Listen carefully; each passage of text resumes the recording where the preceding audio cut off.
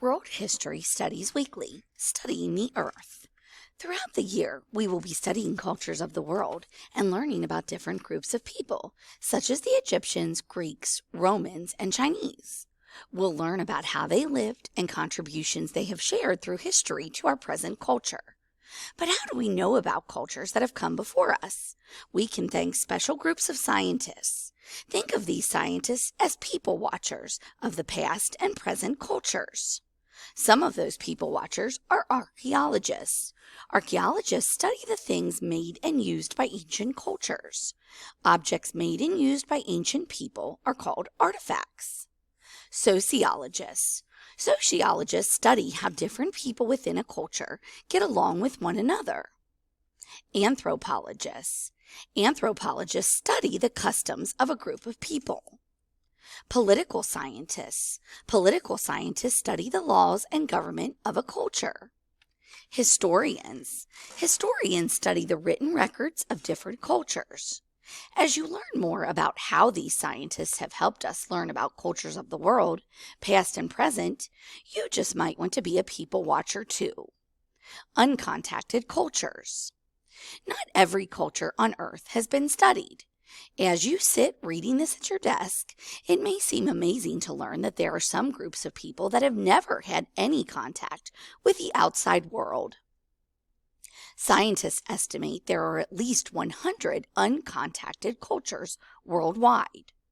Of this number, most live in the Amazon rainforest in Peru or Brazil.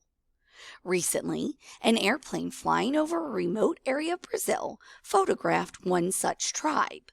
The people, whose bodies were dyed bright red and black, stood outside a thatched hut.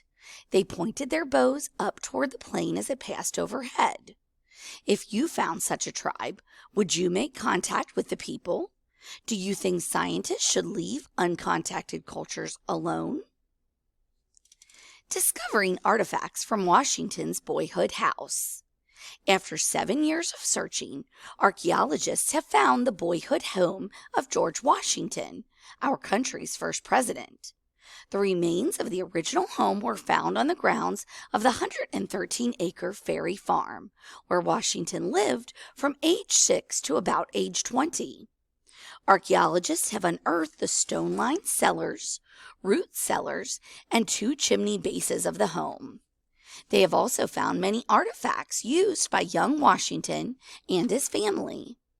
The George Washington Foundation says it has found 500,000 artifacts to date, including wig curlers, toothbrush handles made of bone, glass and ceramic pieces, pieces of a tea set that probably belonged to George's mother, wine bottles, forks, knives, a pipe bowl, and small figurines. Archaeologists have also found musket parts, uniform buttons, and other artifacts at the site from the Civil War era, when Union soldiers used the property. Researchers believe that most of the wood from the original house was used to build other buildings. The original house was also damaged during a fire on Christmas Eve in 1740, which George wrote about in one of his letters. The George Washington Foundation hopes to eventually rebuild Washington's boyhood home for educational purposes. Check out the George Washington Foundation website. Studying the Earth. We live in an amazing world. It's going to be a fascinating year as you learn about different world cultures throughout history. But what is a culture? What is a custom? Have you ever experienced culture contact? Have you been affected by global interdependence? Let's begin to explore these things and more. Cultures. A culture is a group of people with the same ways of doing things, customs. No matter how modern or simplistic a certain culture may seem, there are some things that all cultures have in common. These things include religious beliefs, the need for laws, a type of communication or language, and a certain way of seeing beauty. Are you born knowing the rules and ways of your culture? Of course not. You learn to be a member of your culture as you grow and experience new things. Didn't you have to learn that in our culture you should cover your mouth when you yawn or sneeze? You weren't born knowing this, and you weren't born knowing that you should keep your mouth closed when chewing food. Your parents, teachers, church, and community all help teach you to be a part of a culture. Customs. The accepted ways of doing things among a group of people are called customs. Can you think of any customs or other cultures? Perhaps you know that the Chinese and Japanese bow to greet each other instead of shaking hands, or that some American Indians rub noses to greet. If you meet other cultures, you need to know their customs, or you may upset someone. For example, in Indonesia, you never point at the bottoms of your feet to anyone. The soles of feet or shoes are considered very dirty, so it's rude to do this. In Japan, slurping your noodles very loudly is a sign that you like the meal. Being a quiet noodle eater just won't do. But don't eat all of the food on your plate in China, as this is considered rude. Culture contact. Cultures can and do change. Usually change comes when one culture meets another culture. When two cultures meet and exchange ideas, it's called culture contact. For example, the American Indians shared the sport lacrosse with other cultures they met. They also gave the Pilgrims the idea of planting a dead fish as a fertilizer for corn. Europeans learned about paper making, eyeglasses, the yo-yo, kites, and umbrellas from the Chinese. Germans gave the world the Christmas tree, the earliest pencils, and the Grimm brothers' fairy tales. Skiing comes from Norway, and the first bicycle came from Scotland. People often think their culture is the best. Have you ever seen a man with a bone through his nostrils? Do you think that's odd? Have you seen pictures of people who stretch their lips and place large plates inside? Do you wonder why they do this? Do you think it's strange to eat fish eyes like the people of the Philippines, or deep-fried monkey toes as they do in Indonesia? What would you do if you were served duck feet or jellyfish at a Chinese family's home? If you laugh at a culture's customs, you're being ethnocentric, judging another culture according to your own values. You should try not to judge other cultures. Global interdependence. Think of our world as a giant pond for a second. If you throw a pebble into the pond, the pebble creates ripples that each reach the other end of the pond.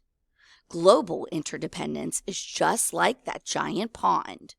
Something happening in one area of the world can cause a ripple that affects somewhere else. For example, the destruction of the rainforests in Brazil has a rippling effect in areas like the United States. Can you think how? As trees are cut down, the rainforests will produce less oxygen. There will also be more pollution. Plus, losing the animals and plants native to the area will be a loss for the world. Global interdependence shows how different parts of the world depend on one another, with goods and services moving between countries and making the world just a bit smaller. Are you wearing goods from other parts of the world today? Check out the label of your shirt, jeans, or sneakers. Most likely, many of those items were made in different countries. Keeping track of history.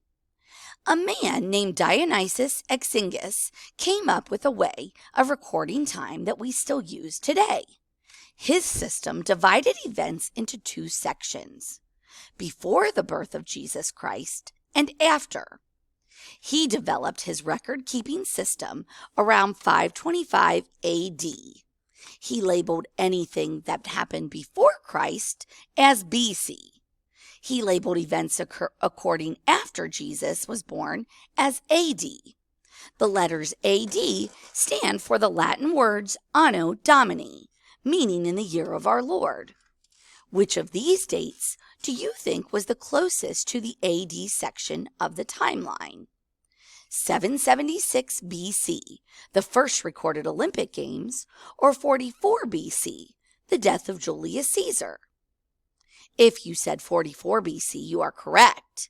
Events further away from the birth of Christ are always further to the left on a timeline. Chinese, Jewish, and Islamic calendars do not use this system. That's because these cultures didn't start counting years over again with the birth of Christ.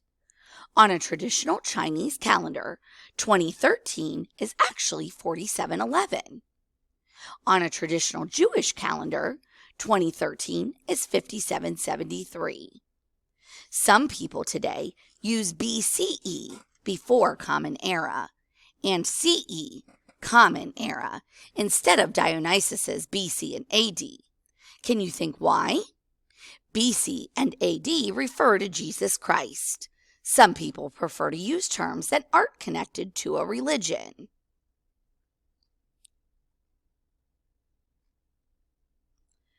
Margaret Mead. Margaret Mead was born in 1901 in Philadelphia, Pennsylvania. Her family moved around a lot because her parents were professors. She envied other kids who had lived in just one place.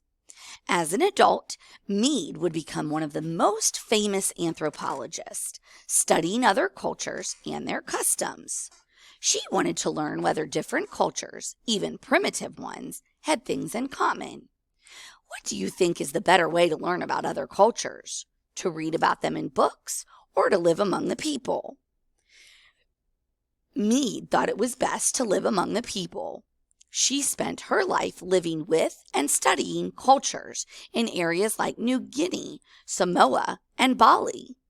She learned the language of the people and followed the customs of the different cultures. She didn't want to be an observer, but a participant in the cultures. Mead wrote 44 books and more than 1,000 articles.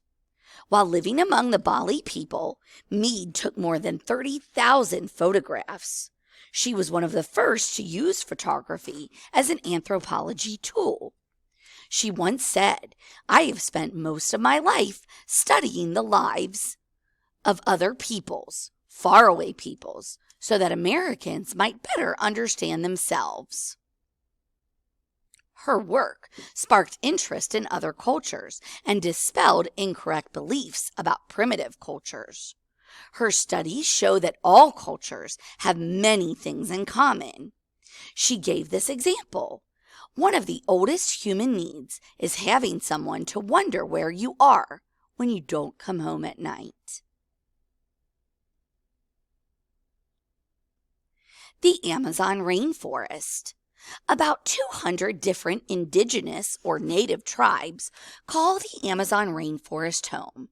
The Yanomami are one of the largest groups. The Yanomami live in the rainforests of South Venezuela and northern Brazil.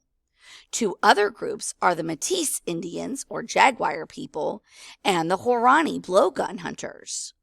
The Amazon rainforest is the largest tropical rainforest in the world. It has the most species.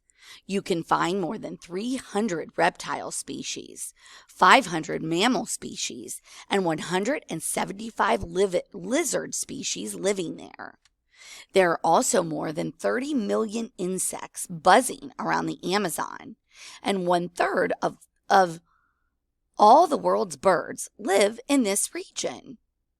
The Amazon rainforest is called the lungs of our planet because of the oxygen it produces. The rainforest receives between 80 and 430 inches of rain each year. The rainforest gets its name for the river that runs through it.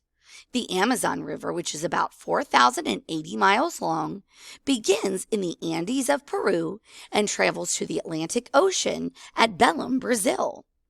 The river empties 28 billion gallons of water every minute into the ocean. Such an amount of fresh water lessens the salt in the Atlantic for about 100 miles offshore. The countries of Bolivia, Ecuador, Venezuela, Colombia, Brazil, Peru, Guyana, Suriname, and French Guiana all share the rainforests. Brazil has the largest section, or 60%.